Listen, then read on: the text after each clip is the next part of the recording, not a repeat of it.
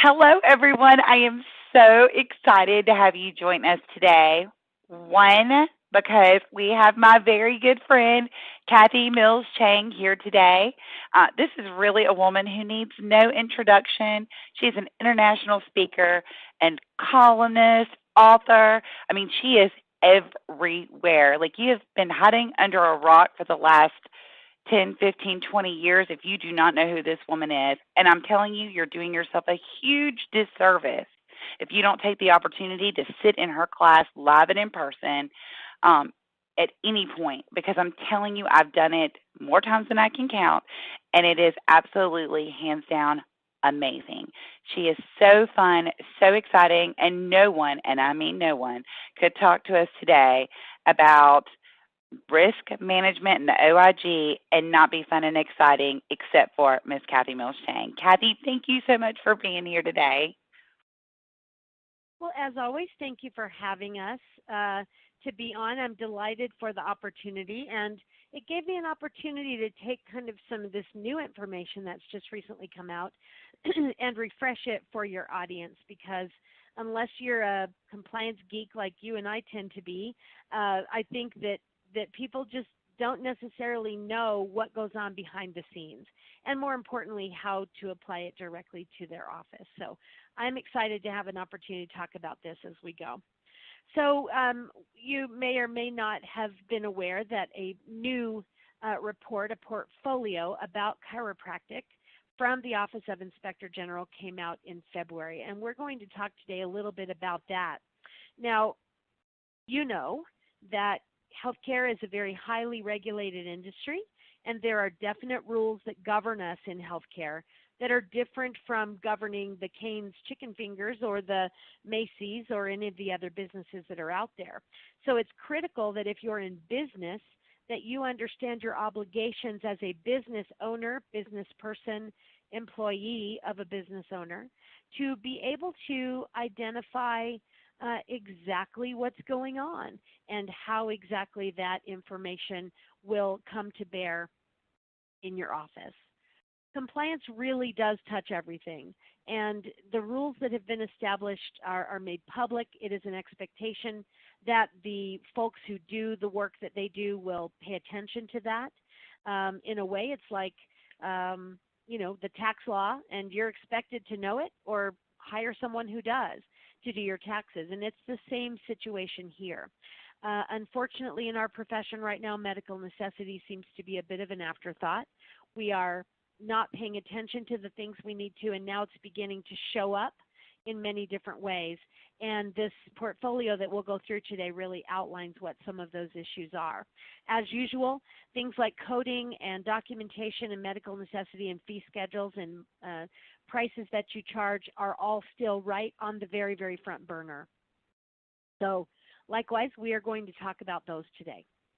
And speaking of under a rock, if you've not ever paid attention to this, or if you're new to this industry, the Office of Inspector General that we're talking about is the OIG of the Department of Health and Human Services. So they are designated as kind of the legal or watch group over Health and Human Services, and their job is to protect the programs as well as the beneficiaries. And the programs have to do with Medicare, Medicaid, HIPAA, things of that nature. And of course, this is where all the compliance rules come from. The way the process has worked is we start here in orange where, the OIG makes recommendations to CMS, because if you think about a totem pole, the OIG is actually in a higher position than CMS is, although they're the same government agency. So their job is to say, hey, we've been doing these investigations and we found these issues, and here we go. Let's take a look at chiropractic or E&M codes for medical doctors or whatever it is, and they publish reports and expect CMS to take their advice.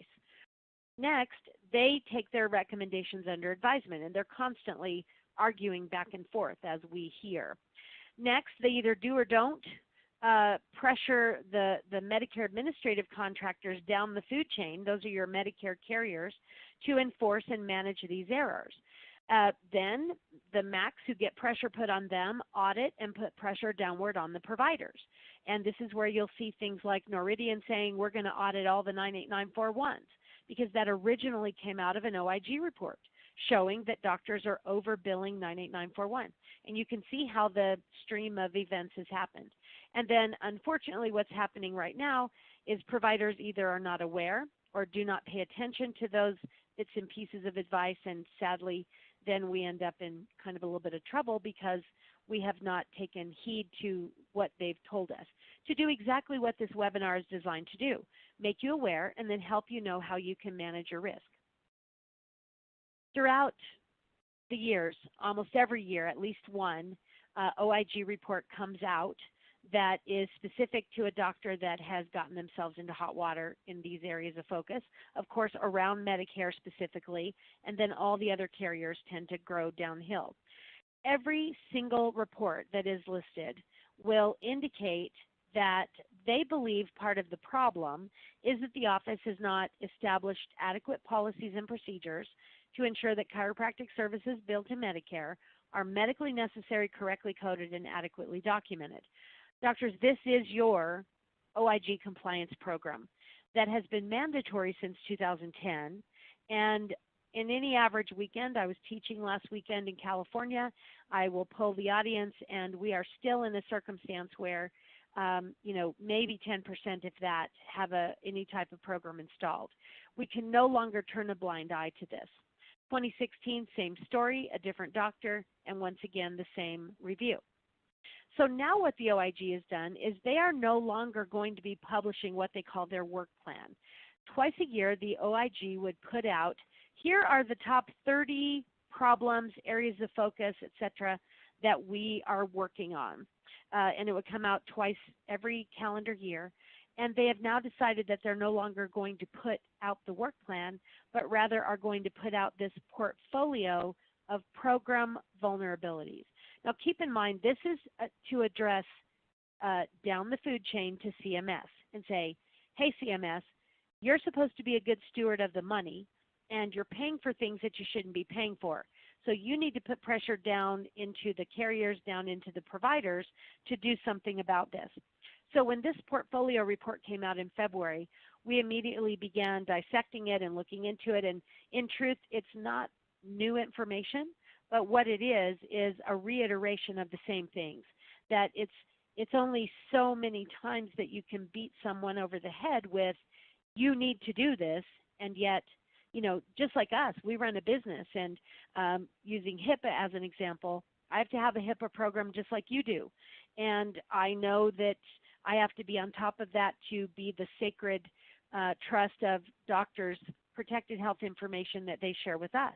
So everybody's got a job to do, and I'm in the same boat you're in. But when we are given these pieces of advice, we truly have to heed the advice.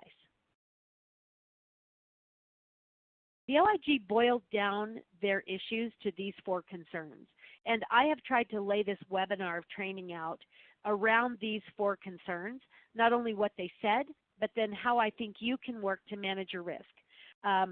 I know that there's a lot of people that kind of run around from free webinar to free webinar trying to gather information, and sometimes you get what you need and sometimes you don't.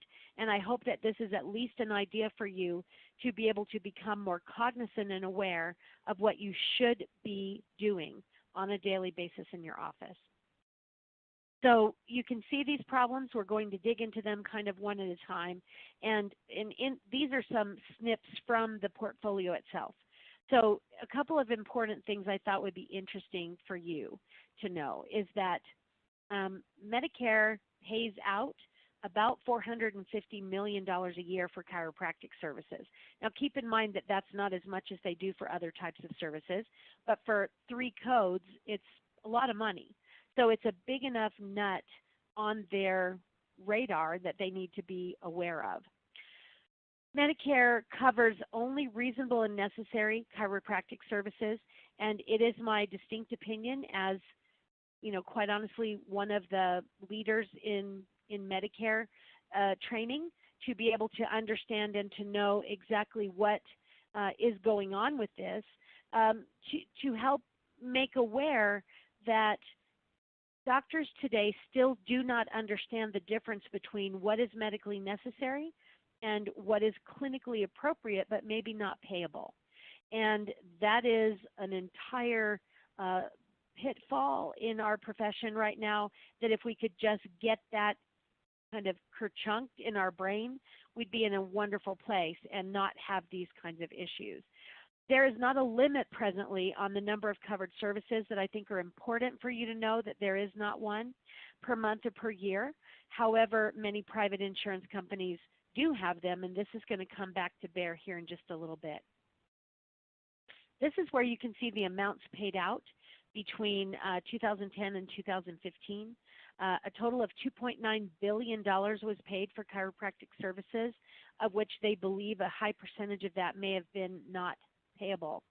In the conclusion that they wrote, they indicated that their evaluation and audits over the 13-year period back to 2001 identified that Medicare paid a lot of money, hundreds of millions of dollars, for services that probably did not meet those requirements, either by direct audit or by extrapolation. And when you have that much money in question, as much as the government is out of money right now, we know that they're going to put pressure to try to get this straightened out, which is the environment that we've been in now for quite some time. They've also identified vulnerabilities in the oversight, which is really CMS's problem. So CMS's issue, and then down the food chain to the carriers having an issue, that they're determining that OIG is going, hey, we've told you, CMS, to deal with this for 13 years now, and the problem doesn't seem to be getting a lot better. And through our investigations and legal actions, we're showing that this is a potential area of fraud that we don't see you doing enough to do. Now, why I bring this up and why this training is important is to be aware that for those of you that are kind of waiting to go, let's see if I know anybody that gets in trouble. Let's see if I have a problem. Let's see what's happening. You need to be aware that this is happening every day. On the average, we get between 5 and 8 phone calls a week from doctors that are going through audits, and that number has increased. So it's important to recognize that this is not a scare tactic. I've got plenty of business. If I needed more business, I would certainly find a different way to do it than try to educate everybody. But I think it's important to be aware. This is a critical issue in our profession.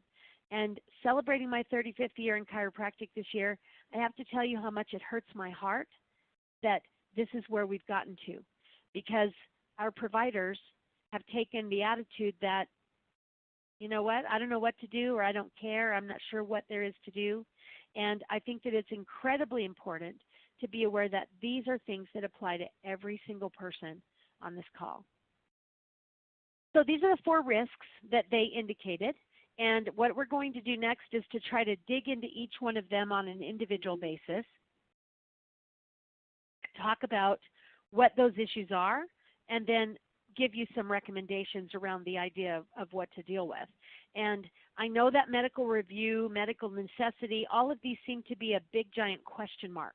It is important to know that every carrier that you deal with will largely define medical necessity for themselves. The way that you know what that is by looking into the medical review policy for that carrier. And it blows my mind when we work with an office and train them, or they train in our library, on how to manage medical necessity, that so many have never even heard of this. But it's a little bit like saying I'm going to go and get a new TV, and it's got all these fancy contraptions with it, and I'm going to try to figure out how to use it without a map or without a user guide. Ultimately, medical necessity and the coding rules and what's experimental and unproven and investigational, are all going to be considered within this particular area of focus. And the medical review policy will usually be defined in that medical review, and in medical necessity definition will usually be defined that way. In the absence of it, I think it is incredibly important to recognize that in the absence of such a clarification, falling back to Medicare's definition, which we'll talk about today, is a really good idea because it is defensible. And I think that it is a very important thing for us to consider. So let's dig into the first one, which was the recommendation from OIG to stop paying for services that are improper. Well, that is not rocket science, if you ask me. Why they need to say that, I don't know. But here's the problem. This is sort of, imagine this is the OIG talking down to CMS, or a parent talking down to a child, because it's kind of the relationship, right? In 2001, their recommendation was ensure that chiropractic services comply with Medicare coverage criteria. That was, and in this portfolio review, deemed an ineffectively implemented recommendation. So OIG is trying to tell CMS, hey, you were supposed to do this and you didn't.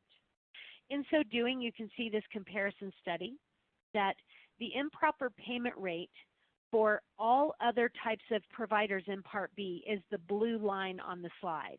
And you can see where that is located, and it's kind of staying common and about the same. Chiropractic is going up, and it's also so aberrant compared to other types of providers that, and again, let's all be honest and say, these numbers are extrapolated.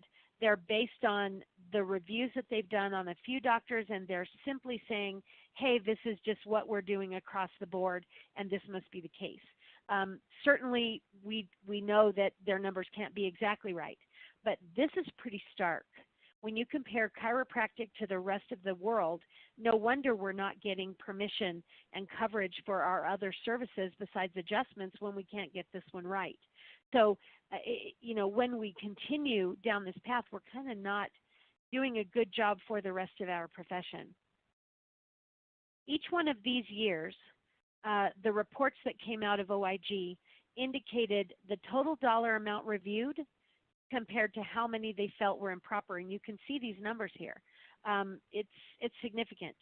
And again, some of these improper numbers are pulled directly from extrapolation, where they kind of gather all of it. They say this percentage was wrong, and so let's apply that percentage to everything else. But I can tell you that these numbers are catching the attention of a lot of people because they are so high. So to manage your risk around this and about what could happen because OIG is putting this pressure, I have a couple of suggestions for you. First of all, memorize this definition. This is Medicare's medical necessity definition. Dr. Jared, this is something that I think will be useful for you based on your question. And what I think is also important is know that if you don't find a medical necessity definition from your individual carrier that you deal with, fall back to this position. So the patient must have a significant health problem in the form of a neuromusculoskeletal condition necessitating treatment. That neuromusculoskeletal condition is essentially that secondary diagnosis code. So imagine our concern where that issue really boils down to, we see doctors using secondary diagnosis codes of lumbalgia, cephalgia, cervicalgia. I'm going to tell you that by definition, that could be argued that it is not a significant health problem per se. So make sure that you are getting to the root of the condition itself. And here's part two. The manipulative services rendered must have a direct therapeutic relationship to the patient's condition and be able to prove that. So in other words, I've got a neck complaint and I'm adjusting 5 regions. Well then, other than a closed kinetic chain, what are you basing that on? There is no direct therapeutic relationship to those individual areas of focus. And then the third part, very important, provide reasonable expectation of recovery or improvement of function. Keeping a patient at a level so that they don't get worse is not showing an improvement. That's the point where the patient should be discharged and should begin to be doing maintenance care for which they pay themselves until another flare-up happens or if another condition comes along. So suggestion number 1, you've got to own this definition. I should be able to come shake you awake at 2 in the morning, not scare you to death, and have you repeat this definition. It's that important. I've got a bit of a stuffy nose today, which makes my throat very dry. Sorry for the extra water I'm having to drink. Here's a very important concept. We all know that we could, any one of us, be palpated right this minute and there would be subluxations present. Is that subluxation significant enough to be deemed medically necessary by Medicare or another third-party payer? This is the magic question that we don't consider deeply enough. So, is that subluxation capable of causing a significant condition, and, not or, and does the patient have a documented loss of function that can be improved? We have kind of narrowed it down to this question in our training so that doctors are able to go, well, yes or no, because I'm a huge fan of either or. I want you to be able to simplify your life into either or. And so if the answer is no, then by all means, this could be a clinically appropriate adjustment, which would be absolutely valid to perform, but perhaps the patient should be paying for out of pocket because it would be deemed maintenance care by Medicare coverage guidelines. And again, any of these kinds of things can be deemed as clinically appropriate, and then the smaller subset of care as medically necessary. And to Dr. Jarrett's point, if you actually don't know what those definitions are, it would be a little bit like playing pin the tail on the donkey with a blindfold on in the dark because you're guessing. Whereas if you took the blindfold off, you have a much better chance of hitting the target. The same thing happens. Remove the blindfold of not knowing what those definitions are from the carriers you've already signed up to deal with and should know, and it's going to give you a much higher chance of actually hitting the target. Another thing is you have to know what is and isn't payable by definition of medically necessary or clinically appropriate, but also when that patient is stabilized and they should be having the bill paid by no longer a third-party payer, you have to know what that looks like. We call it an incident, a burst, and an episode in our training, and our doctors do very well with this. If you know your patient, they could have a little bloop bloop like this thing on the left where it's going to just take a couple of visits to get them back. But the realm of documentation for those several visits ought to be robust enough to meet the guideline. Then when they're up in the green, that's probably pretty stabilized care. Then again, maybe a burst of care up to treatment for about a month until they get back into that stabilized care. And then a longer period of time for care, a little bit longer than a month, is what we call a full episode. And if you can delineate this down into your own treatment protocols and processes, it's going to help you as providers to be able to hit the tail on the donkey a little bit closer. The question of whether it's active or maintenance is 100% a doctor decision. It is decided only by the doctor. And in so doing, then, when the patient signs their ABN form and informs you whether they want it billed or not, that's where AT or GA comes in. We actually recommend that all doctors set up their computer system to have both kinds of CMT codes available in your service list. 989401 1 and 2 with an AT modifier, 989401 1 and 2 with a GA modifier. Then for non-Medicare, you have your 989401 1 and 2 with no modifier at all. That's, of course, non-Medicare active treatment. And then S8990 for non-Medicare maintenance treatment. This is good for running your business so that you can actually see how many active versus maintenance visits you do. We'll work with the doctor and ask them to give us that statistic, and they can't because they don't have the right coding set up in their computer to do so. And that is, again, like playing pin the donkey in the dark because you can't run your business that way without knowing what you're doing and be able to manage your levels of risk. So knowing this, the doctor needs to decide and clarify this in the assessment, and the patient needs to understand the difference. Likewise, it cannot be a money decision that we're trying to do a favor for our patient because the patient, can't afford to pay. That's what hardship things are all about. So we certainly encourage you to be better at understanding this to avoid the problem that's going to come here from this issue. We like to share this particular matrix, which is how we think we've drilled it down to the most simple yes, no, of whether something should be active treatment or maintenance treatment. And I encourage you, if you haven't seen this, if you're a member of our library, of course, this is included in the library. We also have this in our Medicare quick reference tool that is very, very popular. But this is the type of thing that will help you to ensure that you don't get stuck in this mess. The next recommendation to CMS from the OIG was to implement proper controls to avoid improper billing. So think about this. OIG is saying, hey, CMS, what are you going to do to help your fraud prevention system, your computer system, better be able to catch these things before they get paid? And the recommendations were made to CMS, and then I think the belief is that CMS did not do a decent job to fulfill that. So the first thing they said is these controls have not worked. So what are the controls? First control we dealt with was the AT modifier, that the AT modifier was supposed to trigger, this is active treatment. I swear to heaven it's active treatment. I raise my arm to the square and hereby promise it's active treatment. In fact, if you deny it, I'm going to appeal it because that's how strongly I feel it's active treatment. What has happened in our offices is that we don't do that, and we don't hold that AT modifier to the level of specificity that it really is because of lack of understanding by providers, lack of understanding by team members, or lack of full understanding, I should say, so that we have a system to be sure that we don't put ourselves at risk.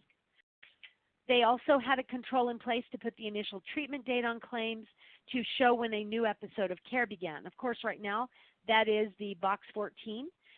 Again, half our profession, at least based on people in audiences I teach, still do that wrong. And it has to be fixed because that's the trigger to say this is a new episode of care. Oh, by the way, you can't have a new episode of care if you never end the old one, which includes discharging your patient at the appropriate time. So again, that's an area of focus that we have to get better at as a profession. Provider education is not fully prevented improper payments to chiropractors. I commend you for being here today. I think it's important to educate yourself, but what is even more important is to take the implementable steps necessary at the end of this hour to take what you've learned and apply it in your practice and change your SOP and change your process and take a hard look at what you're doing. And I can only tell you, based on my own personal experience over these years and the hundreds and hundreds of people we work with, that that's the missing step. It's not that you don't know it, it's that you're not getting your staff trained, you're not implementing perhaps to the level that you could be. I taught, again, this class over the weekend, and, you know, people were like, wow, oh, that's good. Oh, yeah, I should do that. And I met with a few afterward that were like, nah, I think I'll just, I'll see what happens, instead of actually trying to take some action. And I scratch my head and wonder how it is at all possible to be able to run a business under those circumstances. Provider education is available lots of places for free, even more places if you wish to invest in your practice. And it's just got to be time to get that turned around. The last implementation piece that they wanted CMS to do in reviewing medical records was to do more reviews. And you can see here that they're saying basically we think CMS, the contractor is CMS and the carriers in this regard. So they're saying that the carriers are not doing a good enough job of doing more review. So this is the reason why we believe that it's probably going to ramp up here certainly this year. Another unimplemented recommendation was for them to enforce policies to prevent future payments for Medicare, such as they had suggested that rather than just having box 14 as indication that a new episode started, they actually recommended that on the first visit of that episode that we had a special modifier to use so that contractors could identify these aberrant treatment patterns through claims data. And CMS never implemented this. So OIG is going, dude, since 2006 we've told you to do it and you're not doing it and the results are no better, so do something. So now you can imagine what that means. They also said that there had to be a more reliable control, and this is now 2013, a more reliable control than identifying active treatment clearly other than AT modifier. And I can tell you that the AT modifier is just being misused because I think that somewhere along the line we got the idea that if we don't put AT, we're not going to get paid, and we want to get paid, but we don't want to use the AT the way that we are supposed to use it. So again, this is an ongoing problem that they are putting pressure on. Again, in the nationwide review, they pushed out that they have to do more education. The carriers are doing educational pieces. ACA has done them. I can tell you that we do a tremendous amount of Medicare training, free and through our subscription, that is probably the largest compendium of training available to you in the profession in one place. And yet we just don't see the influx of folks that I would think who need to do this. And so they're letting you know that this is something that you need to be aware of. So we suggest, in order to manage your risk in this area, to really know that difference between active and maintenance care. And again, this is that decision-making matrix. It's one way to do that. That if you can be very clear as doctors about what the line is for you when it's billable and worthy of your signature on line 31 on that billing form versus when it's not and the patient should pay, if you can be clear about that, that's going to get you 70% of the way. This is what we talked about just a little bit earlier. The other thing is that you have to master episodic care and understand that whether something is an episode of care that lasts for 2 visits or 32 visits, every one of these aspects in this wheel has to take place. I tell doctors all the time that if we're in a circumstance where we know that the patient's only going to be in a very brief couple of visits for a small incident that happened, an incident that caused a flare-up, that history, ADLs, the exam, the diagnosis and plan could maybe even be within the context of your CMT code. It might not need a full-blown E&M service, but then whatever functional notes and truly a discharge to put a pin in that episode still has to happen. And we're just not doing a good job with telling the story. I like to describe it as the book of your patient's life in your office has many chapters. And those chapters may be filled in between with maintenance care. But the active chapter should have beginnings, middles, and ends. And then we're in maintenance care, and then maybe there's a new beginning, 2 months later, 2 years later, whatever it is. But we have to understand this concept.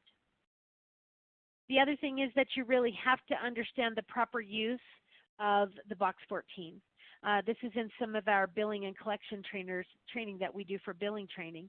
And it is this box right here where that has to be changed. When we do a 3-chart review on a doctor, sometimes they like to have us look at their documentation in a safe environment, which is good. What we find is that we'll see a date there that's like 2016. And if we see it, that means that the carrier has seen it. This date should be active treatment only, meaning that if it's older than 60 or 90 days, something's wrong. Something is desperately wrong. And so this is an internal screen that you can do for yourself as billing is going out. That would be an easy way to protect yourself, a little bit of a self-audit. The next one is to be able to explain and execute case management. And I use this term case management because essentially what we're dealing with here is that when we're beginning, middle, and end with a patient, if we're escalating them into a period of active treatment for which we're asking a third party to pay the bill, and it's active treatment, our obligation as providers is to execute case management there, where we are keeping track and knowing when we've tipped the scale past the definition of medical necessity, and then it becomes maintenance, and we end it. That is our fiduciary responsibility. And it can't be done very well if you don't explain that to your patient.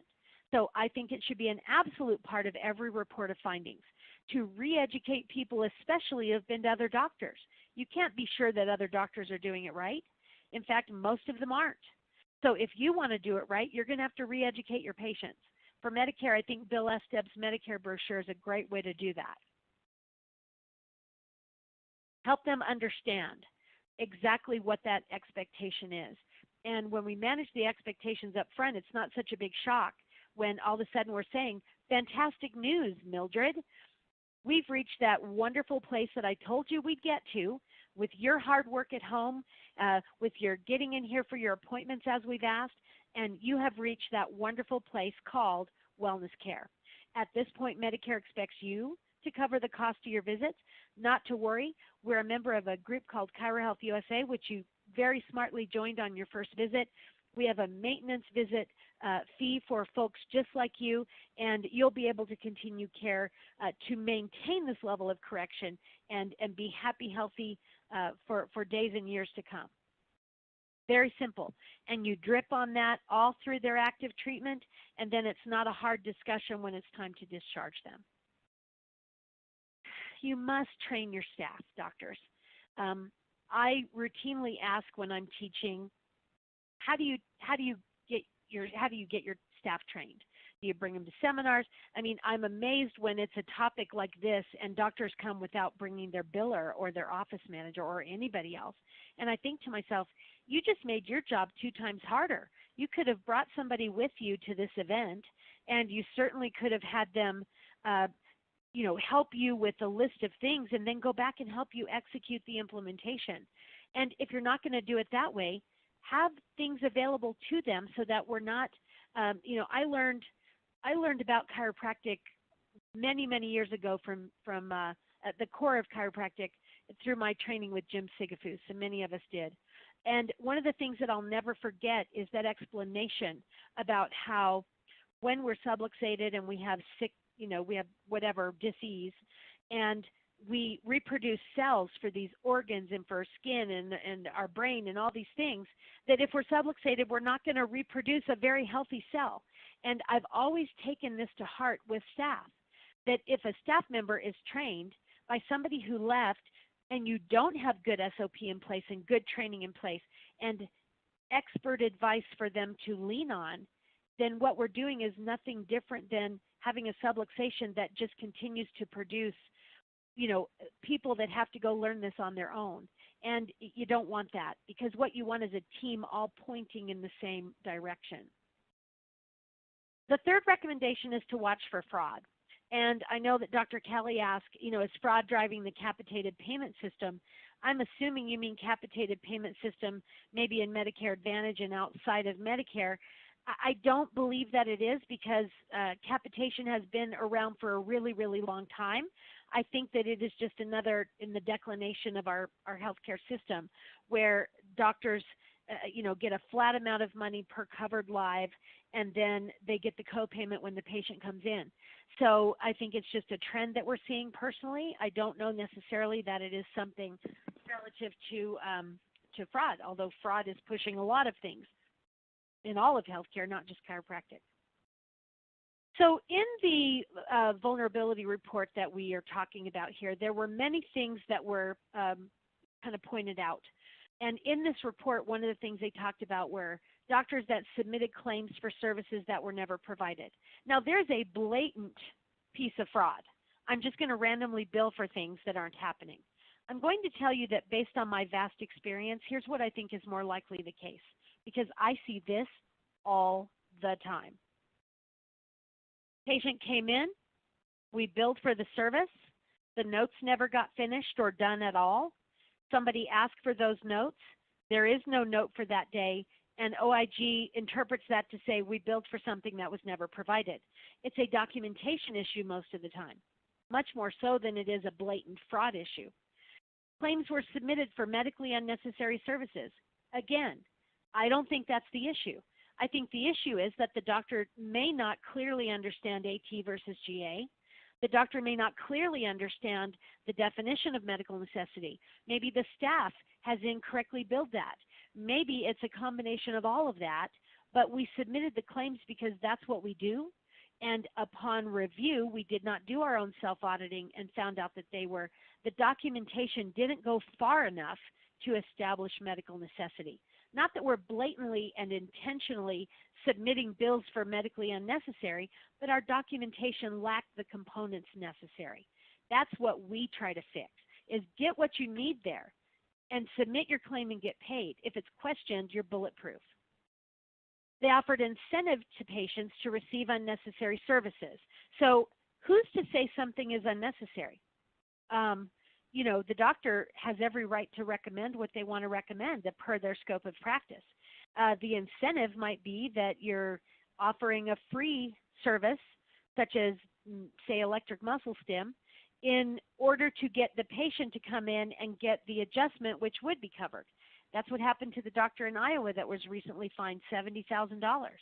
And I can promise you, with every dollar in my pocketbook right now, however many few that will be, that if we called that doctor, he had no intention to incentivize those patients. He was probably just trying to help them. And it is interpreted as this.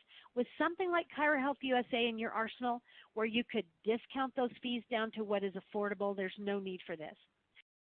That services were provided without a license, I can't answer that question because that's just crazy to me. Falsified patient records, that's going to be because there was a doctor that actually got audited and went back in and changed all the notes. And of course, that is a rare occasion.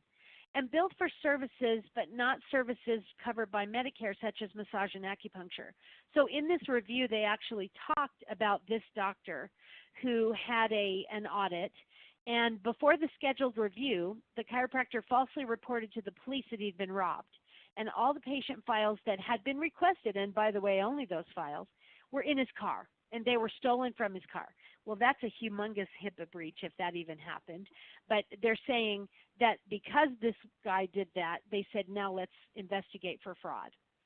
They went deeper because, I mean, all the guy probably would have had to do is, answer the audit, and none of this would have happened. So now because he was a doofus, and I say that with all the love in my heart because let's be honest, you don't do what he did, went on and interviewed the chiropractor's patients, found out that what they were getting was a massage, that a driver who came to pick them up and bring them to the appointment provided massage. And oh, by the way, it didn't help, so I stopped seeing them. And then ultimately this chiropractor pleaded guilty, is in federal prison, etc. Can I just tell you, this is the rare occasion that the OIG is going to hold up as, oh my God, chiropractic. We know this is not what happens every day in our profession. We know this. But what's important to know is that's what they think. And that's why we have to be that much better and cross our T's and dot our I's. As you know, there are inducement violation rules. At this point in time, $15 once, $75 in an aggregate is considered an inducement. And when this doctor that did the thing in Iowa, this is one of the rules that he violated because the OIG interpreted it as, we're going to, get you in for this free muscle stim so we can bill for the adjustment, which again, I seriously doubt. The OIG also dinged CMS for an unimplemented recommendation of determining a reasonable number of services necessary to actively treat spinal subluxation and implement an edit.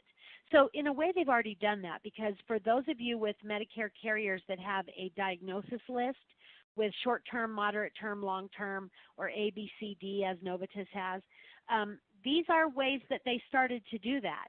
And they're finding that it hasn't really done enough to screen and cause denials at a certain point or taking something to the next level. So to manage your risk around this one, we are going to just remind you that you have to have policy and procedure to govern your practice. And know that an OIG compliance program is not something that somebody can sell you at a seminar, have you fill out 5 questions and send you back a manual. And it is so sad to me how many people call me and say that's what they bought and they thought they were covered, and then they actually had some sort of an audit and they found out that they weren't covered at all. It is not a manual. It is a living, breathing part of your system. And I believe, gospel according to me, is that it's utterly ridiculous to think that you can run the business of healthcare without this mandatory compliance program guiding you in 2018. It's tantamount to thinking you can go to adjust people without understanding how to adjust people. It's just not possible. So an OIG compliance program consists of these 7 steps. They are not hard to do. They are not super difficult. They can easily be scaled to the size of your practice. But if you don't do it, it's not a mitigating factor should there be a question. And remember, we saw all those people that got in trouble had the same paragraph in their report. We believe this happened because they didn't have this thing. Now you can start from scratch. You can build slowly. You can figure out how to do it. But there are plenty of us out here who have already done this and who have figured out the simple way to do it to get you 75% of the way there. You must install proper financial policy. which consists of charging correctly, then billing correctly. Then you can collect according to your policy. If you want to let somebody make payments toward their balance in your office, that's every bit your right. If you want to offer members of the clergy a professional courtesy discount, that's every bit within your right, but you have to do it correctly. If you want to institute ChiroHealthUSA and offer a discounted fee schedule to members of a certain plan, you absolutely can do that, but your policy should indicate the way you do that and the process in your SOP of how you implement it in your practice. Here's the chiropractor, $80,000, I think I said 70, who gave away free muscle stim. And again, I think it's crazy because if you think about this, none of his adjustments were called into question. This was a False Claim Act violation because this doctor actually submitted bills for adjustments when they had given away a free service on the same visit, and that is blatantly against the law. Any kickback is another violation in this particular case where you can see the rules. You can't give away anything that the person knows or should know is likely to influence the beneficiary's selection of a provider. So in this particular case, think about it. We probably know, just us on the call, that this guy probably didn't do that to influence them to come there for free versus going down the road. We probably believe that. However, it's the way it looks, and appearance is fact to the government, and we have to have things in place. So you want to know what I bet the first question they asked was? Show me your OIG compliance program. And if this guy is like 9 out of 10 chiropractors in our profession, he didn't have one. Imagine if he had it, and he said, oh my goodness, no. You can see right here's our policy. We never give away free services. We do offer discounted services to members of certain plans, and we make that available to our Medicare patients for their excluded services. But I never give away anything free. If this happened, it was a mistake. This never happens. Here's our process. Here's how we do it. Don't you think the government might have looked on this guy just a little bit differently rather than someone who is in violation of a law that's been in place since 2010? This is what a compliance program can do for your practice. If you want to have hardship policy, absolutely fine, but do it right. Set a policy. Set it based on some standards, such as the annual poverty guidelines that are published. Have it for a set period of time, and offer your discount whatever you'd like it to be if there is true verified hardship. Likewise, you should be a member of ChiroHealthUSA. I am appalled at the number of people that go, I don't think I need that in my state. You know what? I don't care what your state law says. You cannot offer discounts on federal patients beyond federal guidance if your state even does have a rule. So it's time to join the bandwagon and get on where you need to be, because now you're protected by contract, but you're discounting according to your choice, because everyone can set their fee according to where they'd like it to be. So the last recommendation from the OIG down to CMS was to implement medical review thresholds.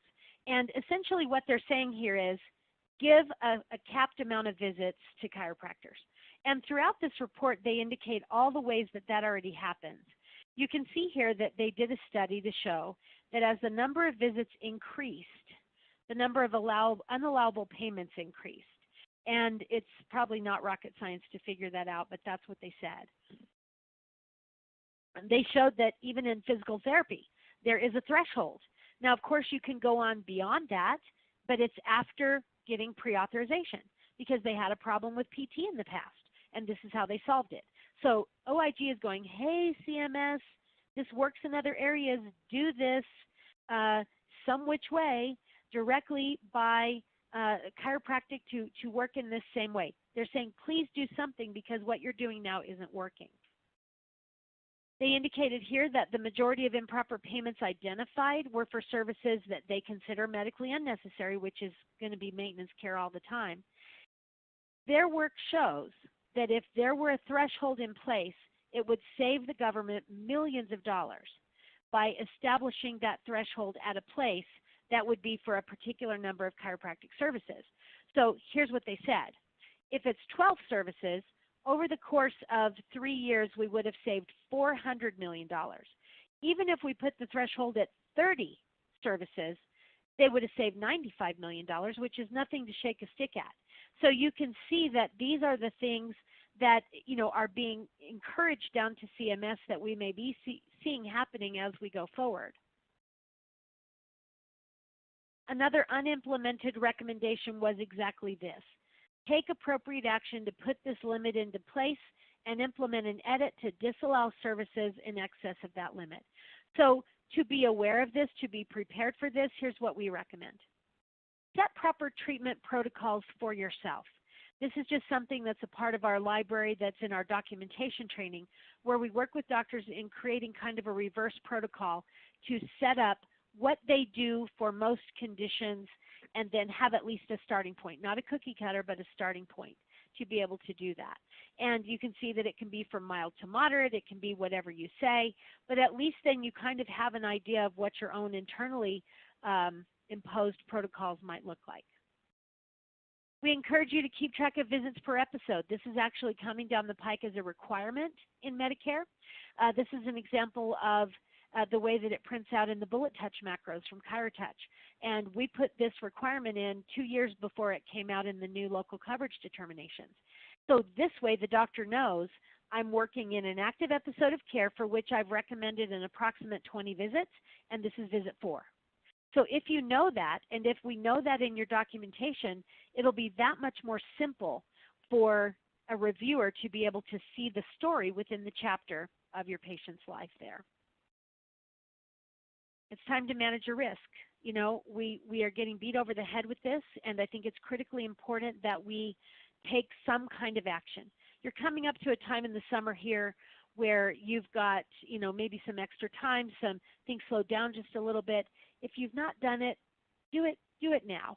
If you would like to perhaps do something about this, I would love you to come and check out our OIG compliance, and we include HIPAA with it because 7 out of 10 chiropractors are out of date on their HIPAA. But ChiroHealthUSA has worked with us to establish a very nice first month discount to take $20 off your first month. This is a month-to-month program, no long-term contract, and $10 of that $20 savings is going to be donated to the CCGPP in ChiroHealthUSA's name. If nothing else, would you please contact us and at least ask for a demonstration? It doesn't cost a single thing to do it, and 10 minutes of your time is all. We would love to point you in the right direction. And Christy, I've been kind of following along the questions, but I'd be happy to answer any of the questions that are here for now if I could do that in the time we have left. Absolutely. I've been trying to click through them and move them out of the way if I saw that you had answered them. Well, Dr. Jarrett, I think I did talk about the medical necessity definition, and that standard that you should probably use is the CMS standard. Jill mentions that there's the national average for a Medicare covered service is 10 visits a year. I can tell you that I've never heard that number, and if you were on a different webinar, I would encourage you to go to that presenter and ask for the reference because that doesn't seem quite right. It might be more involved than just, hey, it's a national average, but I can tell you I've never heard that number. If a Medicare patient comes for 1 or 2 visits with active pain and is resolved, do we need to use functional outcome codes or just bill the adjustment?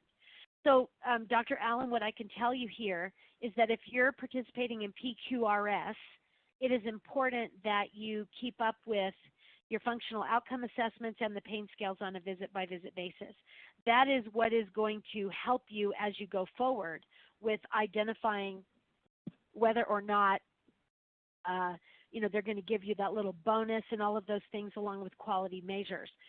If you are not participating in that, and I hope you are, but if you're not, for 1 or 2 visits, you may be able to do that and simply get the data out of it to use in your actual note.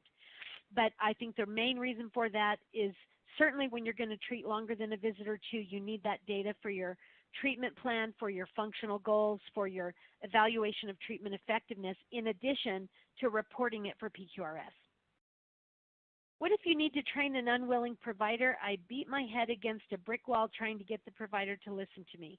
Oh, girl, welcome to my world. I have hundreds of providers that I beat my head against the wall about, and I would love to help you. So please call us, and we can visit about that. I think we've got a nice system, and we want to remind the doctors that they are in charge, and we just want to help them. They didn't learn this in school. We can help them if they'll let us. And I hear you, sister. I hear you loud and clear. Non-par with Medicare, does this apply to us? I'm not sure what you're asking about this. Every single thing that I talked about here today has to do with every chiropractic provider who is enrolled in Medicare par or non-par. So none of the rules change on anything that we talked about based on that. Maintenance code of S something, what was that? It was S8990. The only time I recommend that you use that is specific to the issue of non-Medicare maintenance care for the purpose of being able to delineate that in your computer system. Christy, Dr. Liz is asking about the Washington State situation. Is there anything that you have as advice for her on CHUSA? None at all at this time. Unfortunately, it's just not possible for us to be in Washington right now. And I wish I had a better update. I understand. Sorry, Doc. I do think that you have some options. I also think that you're our client, and I would encourage you to call your account manager. We have a nice fact sheet on that, and we can point you to that in the library. Is there a possibility of getting a sample of Dr. Jim's Medicare brochure for new patients? You might have been talking about Bill Esteb. I didn't mention any Dr. Jim. You can certainly go and view that directly on patientmedia.com. patientmedia.com. And if you'll put /Medicare, it'll take you right to those brochures. The hardship policy is something that is a part of our program, but if you are a member of ChiroHealthUSA, you have access to that at no cost. So one way or the other, we'd be delighted to get that for you. What other diagnosis do you recommend in place of lumbago? Noridian is very limited. Noridian is not very limited. Noridian has 3 pages worth of diagnosis codes, as I recall. I just taught in the Noridian state over the weekend.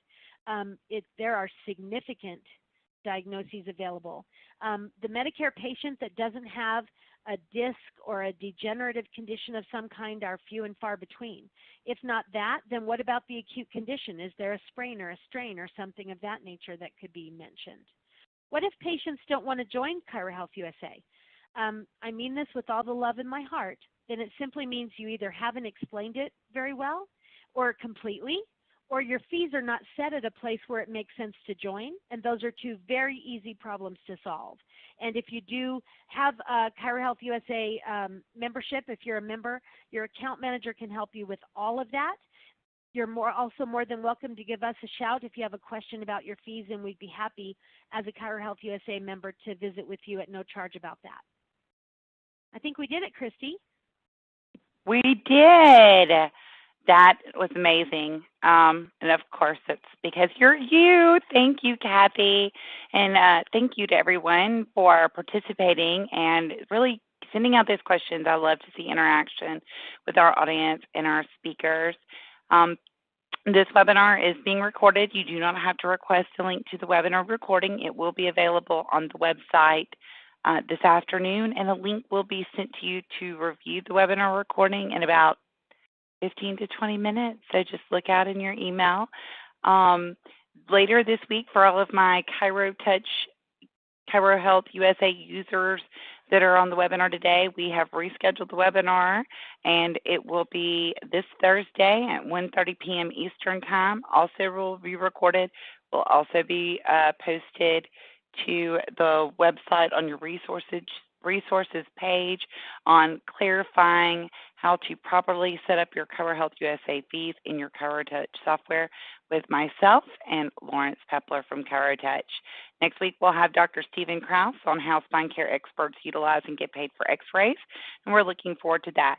Now, if any of you are going to be at the Mile High in August in Colorado, Kathy will be teaching there, and I highly, highly, highly encourage you to please go see her live and in person. She is fantastic, like on a webinar, but it's unbelievable I mean, we just talked about OIG and compliance, and it was fun, and it was exciting, and it was easy to follow.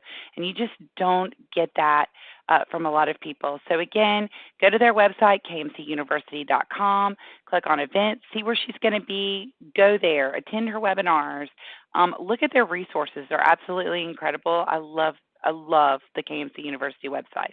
So much wonderful information out there. You're doing yourself a disservice if you're not utilizing it. Kathy, thank you so much. My pleasure, my dear. Thank you. I appreciate having the opportunity. Y'all have an amazing rest of your day and a fabulous week, and we'll see you next week. Bye-bye. Bye. Kathy?